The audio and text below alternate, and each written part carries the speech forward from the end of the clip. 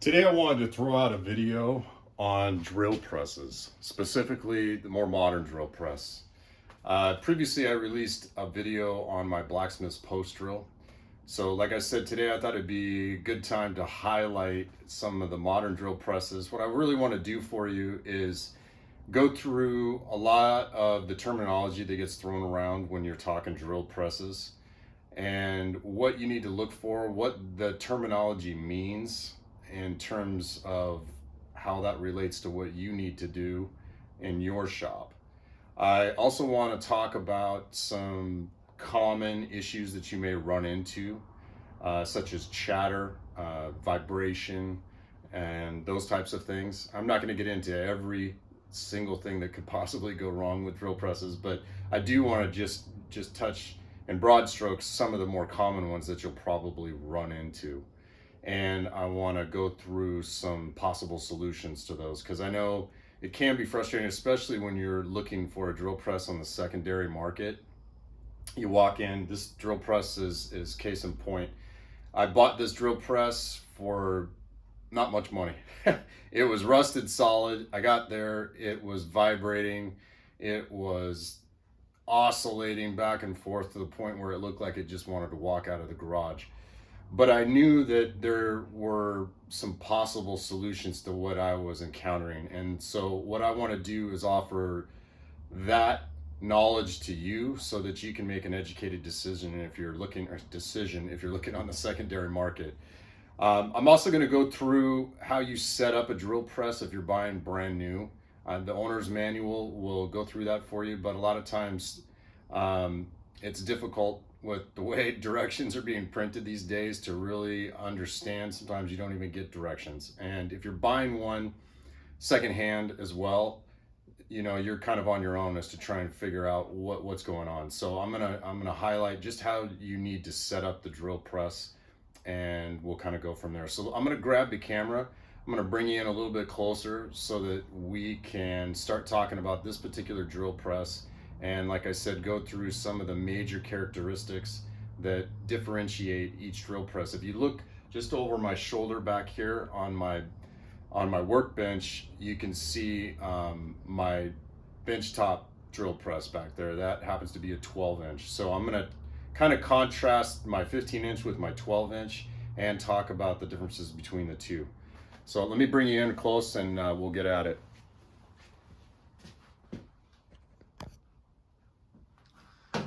So obviously one of the major characteristics that define a drill press, like I said, this is a floor model, and obviously it sits on the floor.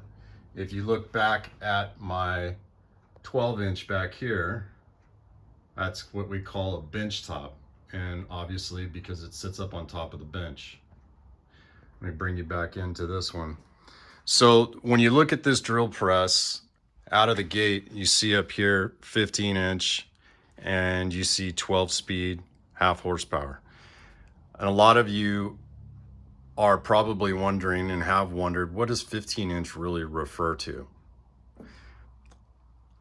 If you look down here, a lot of people think that 15 inches refers to the depth that you can drill, and that is incorrect. And then there's always the, hey, I think it possibly might refer to the depth at which you can drill from the column. And that's a little bit closer, but that still is not what 15 inches refers to. What 15 inches refers to is you go to the middle of the chuck and you measure back to the front of the column. And for this particular drill press, that measurement would come out to be 7.5 inches. So you take that measurement and you double it. And for me, that's how you come up with 15-inch drill press. 7.5 inches times 2. So my bench top back here, as I get my finger in the camera, sorry about that, that is a 12-inch. So on that drill press, you would obviously measure from the center of the chuck back to the column, and that'd be 6 inches. Okay? So then the next thing we look at on this drill press, it says 12 speeds. A general rule of thumb, and it's not always the case, but a general rule of thumb is when you get into double-digit speeds, you're going to get in, and I'll pop the hood, you're going to get into 3 pulleys. On my bench top over there, there are 2 pulleys up top, and that one is a 5-speed. Now, that is not always the case. There are drill presses where the pulleys are stacked and you don't have an idler pulley in the middle. You just have a spindle pulley and then you have a drive pulley in the back, but they're stacked. They're a lot taller than these. And that is the exception to the rule as far as double-digit speeds go. And then there's some other variations as well. I'm just using broad strokes here. So when we talk about speed, let's go down here. You can see on the side this diagram, and the diagram really depicts all the different speeds that you can achieve with this drill press. And then it shows you the configurations for the belts. And obviously that just translates right up to the 3 pulleys up on top here. And that's how you achieve your 12 speeds. My bench top works much the same way, but again, it's a 5-speed. So this particular drill press will vary in speeds all the way from 300 on the low end, all the way up to 4,600 on the high end. And with regard to speed, if you're working metal, the slower the better. If you could get a drill press down into the 100s, that would be even better than the 300 that you see on here. Right now, I've got my drill press configured for the lowest setting possible, 300. When you're going through wood, obviously you want to have the drill spinning a little bit faster so that you don't burn your wood as you're drilling through it. So that is speed. We've talked about speed, and we've talked about what the 15-inch refers to on the drill press. Another big designation, although it can be changed, is chuck size. So this drill is a 5/8" chuck. My bench top over there is a 1/2" chuck. So if I wanted to, though, on this drill press, I could swap this out for a 1/2" chuck, and vice versa. On my bench top, I could swap out the 1/2" for a 5/8" chuck. So even though it comes with whatever chuck that's on the machine when you purchase it, you can always change that out. Another designation would be table size. This is a 12-inch table on this drill press, whereas my benchtop model over there has an 8-inch table. This particular table will swivel, so that's side to side, and then it will also tilt. So that's definitely a feature that you may want, and depending on what kind of work you're going to be doing with your drill press. There are other drill presses where this table will completely slide out of the way, and you can utilize, especially with a floor model, you can utilize all that space down below for bigger items that you need to drill into. The next thing that I want to talk about, where this is going to be more of a feature type thing, is this is a belt tensioner. And for this drill press, all you have to do is push this up to release tension, and then when you want to retension, you push it down. These thumb screws, there's one on each side. Once you achieve the correct tension that you want, you tighten down these thumb screws, which locks the motor in place. Because your drive pulley is attached to your motor, and your tensioner is what is moving the motor out and back to achieve the correct tensioning for your belts. If I zoom over on my bench top over here, if you look in the very back where the motor is, there are 2 thumb screws on either side. That is a manual tensioning drill press. And what that means is it does not come with this lever. So you have to manually push the motor back. And while you're holding the motor back and you've achieved the tension on the belts that you need to, you then tighten down these thumb screws, one on either side. So again, this is kind of a feature that you get with a more expensive drill press. Every drill press you'll be able to, adjust the tension. It's just they vary with, how much money you spend.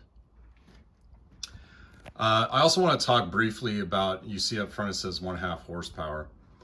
Horsepower on drill presses is pretty much, you get what the drill press is designed for right from the factory. It's not anything that you necessarily need to change. They're typically not going to sell you a drill press with an underpowered motor. It's all based on, what type of job they've designated that drill press for, and they put the correct motor on there. There are some variations and some exceptions to the rule. Obviously, if you're buying a cheaper model, lesser quality model, you might run into an underpowered motor or something like that. But typically, if you stick with the name brands, that should not be an issue. Now I want to talk about, well, let me go back. So on the front here, you can see there's a light, and this is another feature that you may get on a higher end drill press. And I'll show you where that's at on this.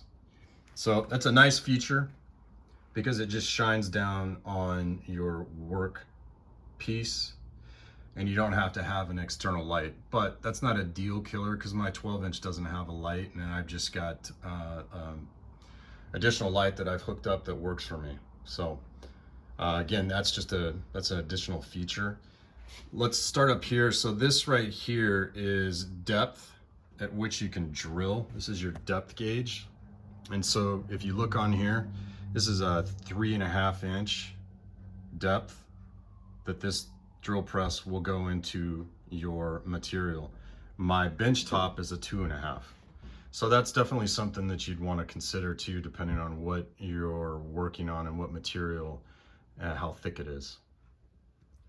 So let's pop the hood and go back up here. Let's start talking about setup.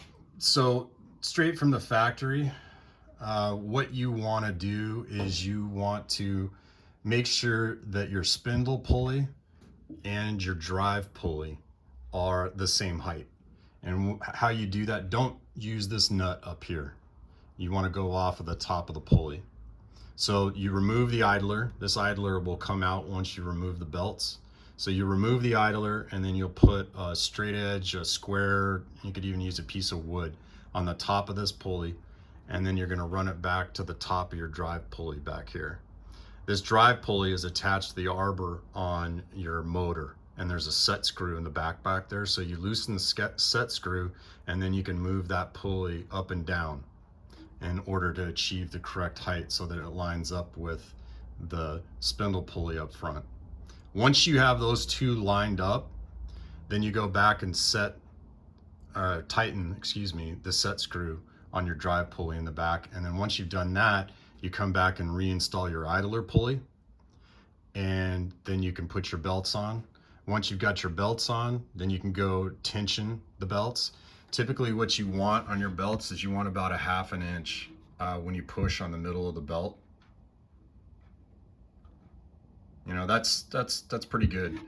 So on both belts, that's what you want, is you want about 1/2 inch give on each belt. If you have that, then you're properly tensioned.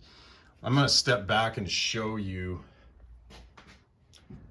the 3 pulleys that I have. If you see my idler pulley, it is raked. It's going down towards the drive pulley in the back. And if you look at the drive pulley in the back, it is actually lower than the spindle pulley in the front. And this was one of the issues that I ran into when I went to go buy this from the guy that I purchased it from. It, like I said in the beginning of the video, it was chattering, it was moving around, shaking the whole nine. And what was happening is the spindle pulley and the drive pulley were leveled as they should be, but over time, this is about a 40-year-old drill press. Over time, what has happened is, I think anyway, through use and over tensioning of this belt, the shaft on this idler pulley, it has bent. And that's why you've got the rake that you do. You can see that there.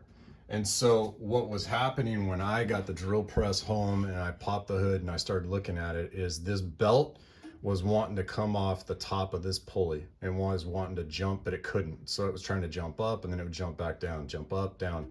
And then in the back, it was trying to do the same thing, only it was doing it on the bottom of this pulley because it was too high, because it was up at a rake like this.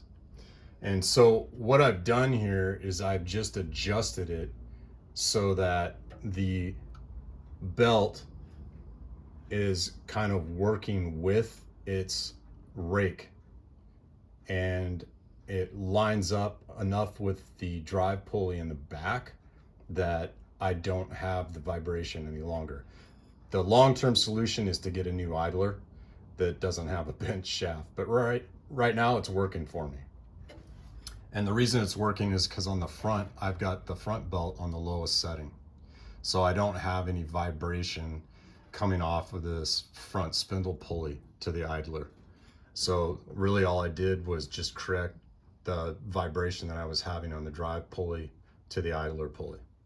So that's something that you definitely need to look at. If you're having any vibration, any chatter at all, the two things that you really need to key in on is, are my pulleys lined up? The drive pulley and the spindle pulley, are they leveled out? And then go look at the belt tensions for both of your belts.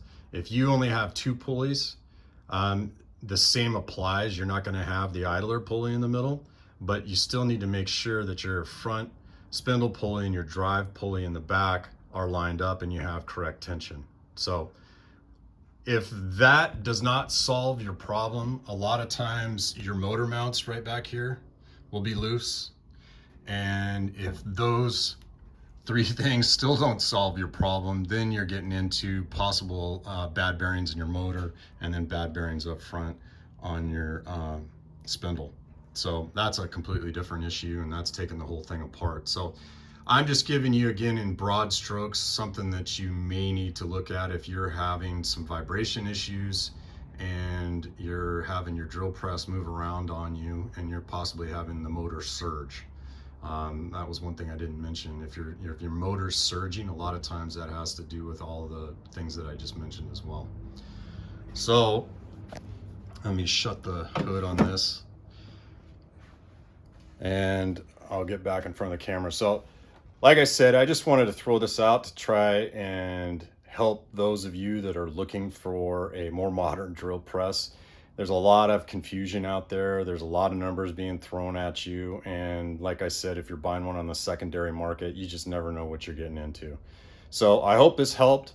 If it was something that you found informative, I would appreciate it if you would give me a like, subscribe. It definitely helps me out. And I'll catch you on the next video. Thanks again for watching.